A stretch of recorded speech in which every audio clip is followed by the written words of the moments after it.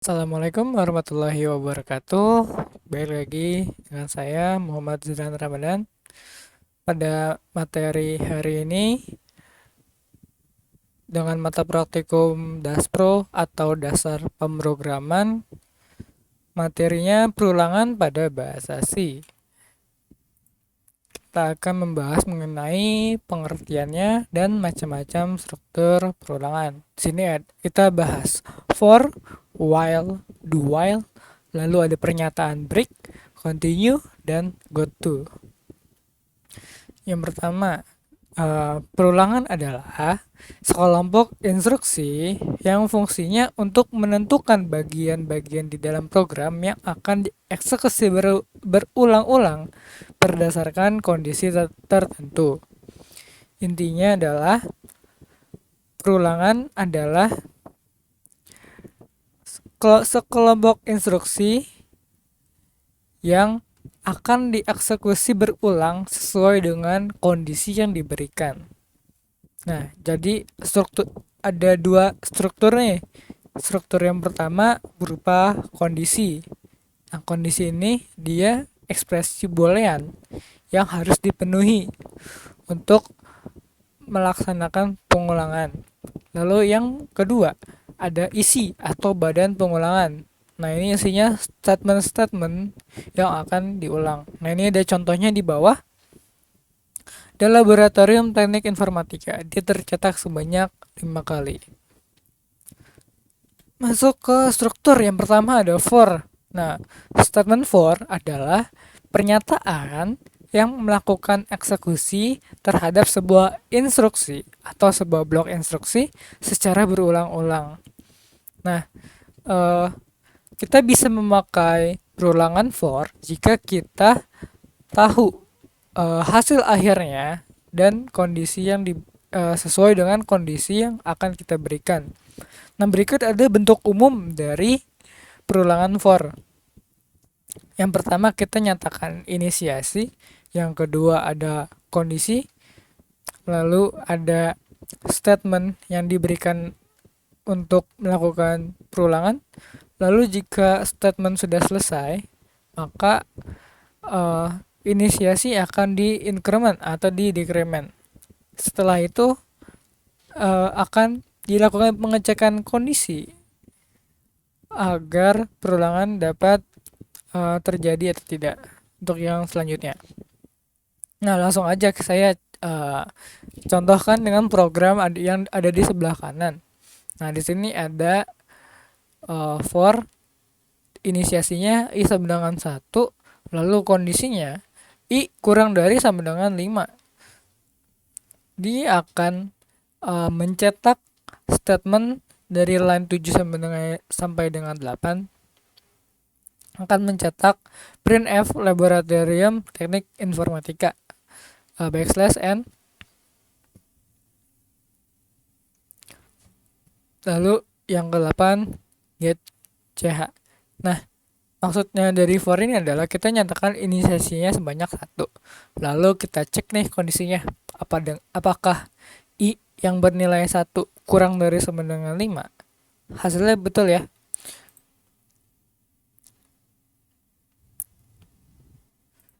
Hasilnya betul. Yang pertama i sama dengan 1. Maka dia akan tercetak statement ini yang pertama. Selanjutnya setelah body statement di eksekusi, dia akan melakukan increment atau penambahan variabel i. Nah, ketika variabel i ditambahkan, sekarang variabel i ini nilainya 2. Nah, sekarang kita masuk ke kondisinya. Apakah 2 kurang dari sama dengan 5? Betul ya, kalau 2 ini dia kurang dari sama dengan 5. Maka statement akan tercetak hingga nilai i ini melebihi dari kondisi. Nah, di sini kan kondisinya sampai kurang dari sama dengan 5 ya. Bagaimana nanti jika i-nya sama dengan 6? Nah, ketika i-nya sama dengan 6, kita akan melakukan pengecekan kondisi. Di sini ini yang kedua, yang ketiga, 4, ini yang kelima ya. Kita akan melakukan pengecekan kondisi. Apakah I yang nilainya 6 kurang dari sama dengan 5? Nah, seperti yang kita tahu bahwa nilai 6 ini harusnya lebih besar dari 5 ya. Maka kondisi ini tidak terpenuhi dan program for tidak akan tercetak lagi, dan statement dari for atau bodinya tidak akan tercetak lagi. Seperti itu.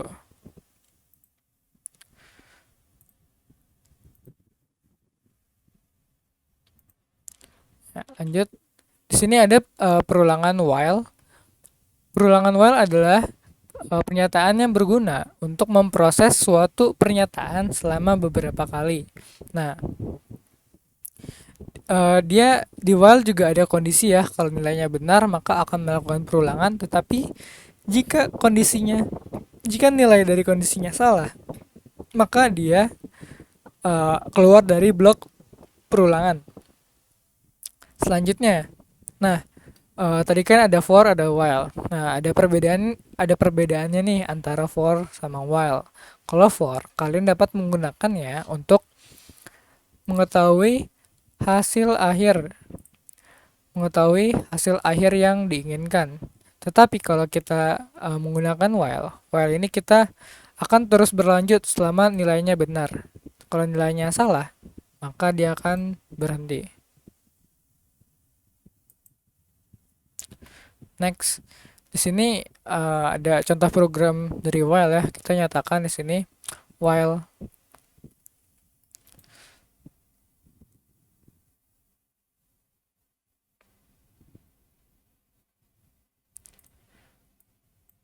di sini while I kurang dari sama dengan 6.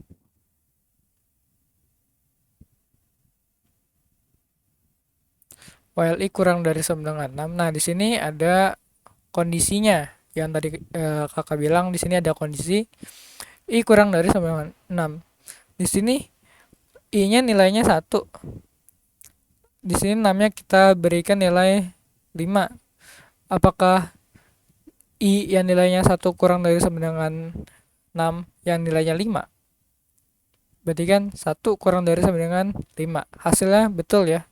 Ketika nilainya benar, dia akan blok program ini tercetak.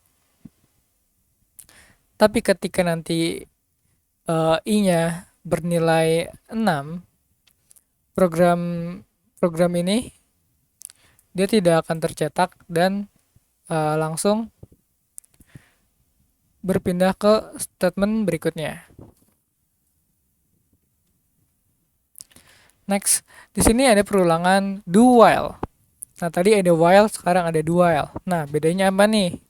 Perbedaannya adalah ketika kalian menggunakan do while, statement body di statement dia setidaknya akan tercetak selama 1 kali, setidaknya 1 kali.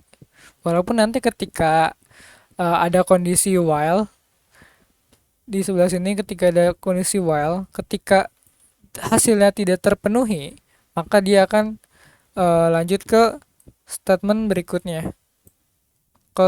Kalau semisal terpenuhi, maka dia akan balik lagi nih ke statement awal. Nah, seperti ini contohnya ada di line 9 sampai line 12. Kita nyatakan do dengan body statement printf perulangan do while ke I-nya tadi 1. Kita nyatakan I-nya 1. I-nya dengan 1. Tercetak nih perulangan do while ke 1. Lalu di sini ada I++, kita lakukan increment. Berarti nanti I-nya sekarang menjadi 2. Lalu kita masuk ke while. Ada kondisinya nih, I kurang dari sama dengan 6. Apakah betul nilai 2 kurang dari variabel 6? 6 ini kita masukkan angka 5. Apakah 2 kurang dari sama dengan 5? Betul ya, nilai 2 kurang dari sama dengan 5. Maka dia akan kembali lagi ke program ini. Body statementnya akan tercetak kembali. Nilai 2 akan tercetak 2.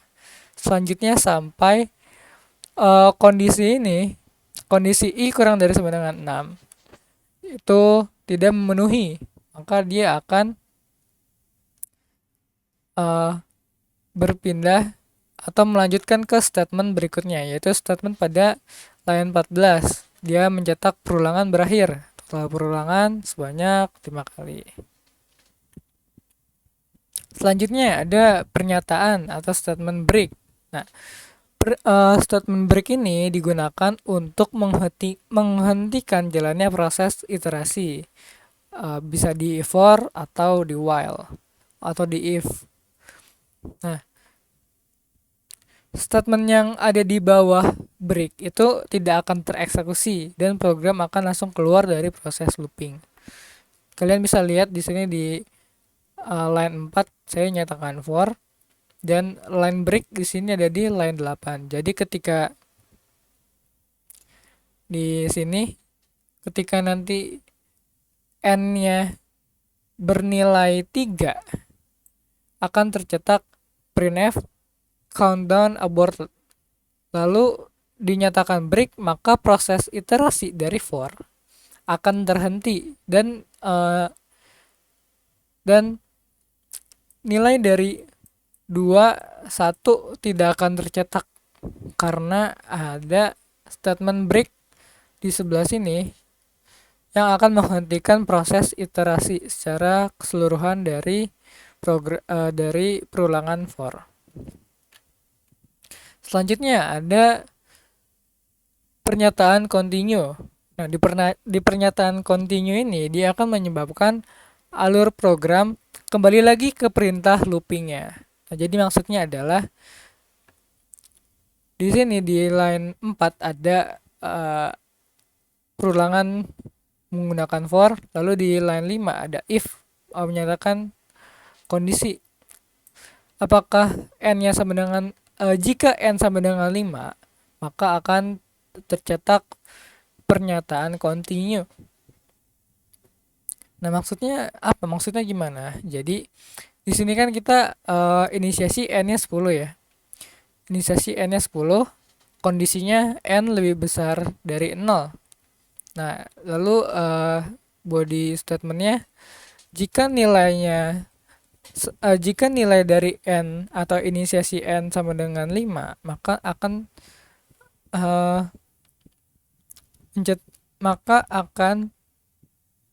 maka statement continue akan terlaksana atau tereksekusi. Lalu di sini ada printf %d dengan nilai dari inisiasi n. Nah, ini pasti akan tercetak ya. Nah, kalau di sini if-nya dia akan misalkan inisiasinya sama dengan 5, maka statement continue akan terlaksana. Tapi kalau enggak, print f ini yang %d akan terus tercetak. Seperti ini contohnya. Kalian bisa lihat outputnya ya. Yang pertama, n-nya 10, ya kan? Apakah n-nya sama dengan 5? Apakah 10 sama dengan 5? Tentu tidak ya. 10 tidak sama dengan 5, maka akan tercetak nih inisiasinya 10. Lalu terus 9, 8, 7, 6. Lalu ketika n-nya sama dengan 5, nilai inisiasinya 5, akan dilakukan pengecekan kondisi apakah nilai n sama dengan 5. Kita nilai n-nya sekarang udah 5 nih. Oh, ternyata memenuhi ya. 5 sama dengan 5, maka akan tercetak continue. Nah, continue berarti dia melanjutkan proses iterasinya dan mengabaikan statement di bawahnya. Nah, bedanya dengan break, kalau break berarti dia menghentikan proses iterasi, tetapi jika continue dia akan program akan kembali ke perintah looping dan mengabaikan statement di bawahnya. Dia akan balik lagi nih ke sini. Inisiasinya tetap berkurang ya, berkurang 1. Jadinya sekarang inisiasi keempat akan terus tercetak sampai selesai. Selanjutnya ada pernyataan goto atau instruksi goto. Nah, goto ini akan menyebabkan lompatan dalam program. Nah, dengan goto, instruksi untuk mengarahkan eksekusi ke pernyataan yang diawali dengan suatu label. Label ialah pengenal atau identifier yang diikuti tanda titik 2. Nah, kalian bisa lihat di sini di line nomor 5. Di sini ada loop. Nah, loop titik 2. Nah, ini merupakan label. Namanya adalah label. Nah, label ini dia berisi body statementnya akan tercetak ketika label loop dinyatakan. Nah, kalian bisa lihat di line 9, if n lebih besar daripada 0, go to loop. Nah, di sini statement label loop dinyatakan oleh goto, maka dia akan program akan melompat ke statement body dari label loop dan akan tercetak printf %d dan angkanya. Oke, selanjutnya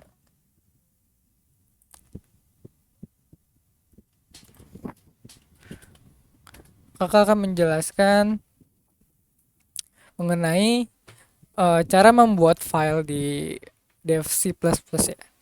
Ini kan kita menggunakan bahasa C. Jadi caranya adalah kita klik pojok kiri atas tulisan file, lalu pada bagian new kalian klik source file. Nah, ketika sudah terbuat seperti ini, kalian save as menjadi misal program C. Nah, ekstensinya itu c.c. Jadi program c2.c. Ini program saya ya. Save. Nah, udah. Nah, kalian bisa menuliskan program kalian dengan ekstensi .c. Nah, untuk ngebuka filenya, kalian bisa langsung open. Lalu saya buka open file yang tadi. Nah, ini untuk ACT ya. Untuk ACT minggu kelima, kalian coding. Ini salin codingan saya. Saya akan memberikan beberapa penjelasan. Nah, ini ada komentar ya. Atau komen untuk memberikan komentar kayak penjelasan atau memberikan instruksi atau deskripsi dari masing-masing fungsi. Nah, di sini nanti kalian tulis aja nama kalian, kelas dan NPM. Lalu di sini komentar itu ada dua jenis ya. Kalian bisa menggunakan slash tanda bintang dan diakhiri dengan tanda bintang slash, atau kalian bisa menggunakan double slash seperti ini. Lalu di line 8 kalian nyatakan preprocessor directive dengan header stdio.h. Lalu di line 10 kalian nyatakan fungsi main yang digunakan untuk mengeksekusi codingan kalian. Lalu di sini ada masukan tingkat segitiga, kalian masukkan nanti jumlah dari tingkat segitiga yang akan kalian nyatakan semisal. Nah, untuk merun program, kalian ke bagian sini ada tulisan compile dan run ya. Kalian klik atau bisa klik di keyboard F11, akan terlihat seperti ini outputnya. Nah, misal kita kakak mau masukin tingkat segitiga sebanyak 5 tingkat. Nah, maka segitiga akan tercetak sebanyak 5 tingkat dan tanda bintang akan tercetak sebanyak 15 dan angka 15 adalah bilangan ganjil. Nah, ini akan ada di programnya. Lalu di sini di line 21 ada nested loop di mana ada perulangan for di dalam perulangan for. Lalu di sini ada total plus plus. Total ini digunakan untuk mencetak atau menghitung dari total bintang yang sudah kalian cetak pada masukkan jumlah tingkat segitiga. Selanjutnya di line 31 ada perulangan while di mana kita akan mengecek kondisi jika total bintang itu dilakukan perhitungan modulus dengan 2 atau hasil sisa bagi 2 hasilnya tidak sama dengan 0, maka dia akan mencetak angka dari total merupakan bilangan ganjil. Lalu di sini line 33 go to ganjil, maka dia akan melompat ke label ganjil. Nah, di label ganjil di line 37 di sini memiliki statement berupa exit dengan parameter 0, maka program akan berhenti. Tapi jika di line 31 ini while sisa bagi atau modulus dari total modulus 2 itu hasilnya 0, maka dia perulangan while tidak akan mencetak isi statement bodinya dan akan langsung mencetak ke statement line ke-35. Langsung nih print angka merupakan bilangan genap dan langsung keluar dari program.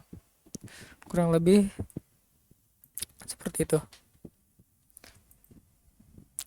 Terima kasih, mohon maaf jika ada kesalahan. Wassalamualaikum warahmatullahi wabarakatuh.